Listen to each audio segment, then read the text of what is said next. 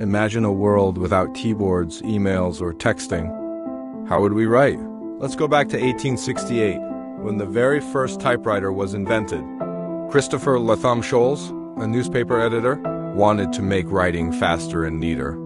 After many trials, he created the first practical typewriter and introduced the QWERTY keyboard layout we still use today. This invention revolutionized offices, communication, and eventually led to the birth of the computer keyboard. From paper to screen, it all started with one man's idea. Follow for more stories about the inventions that shaped our modern world.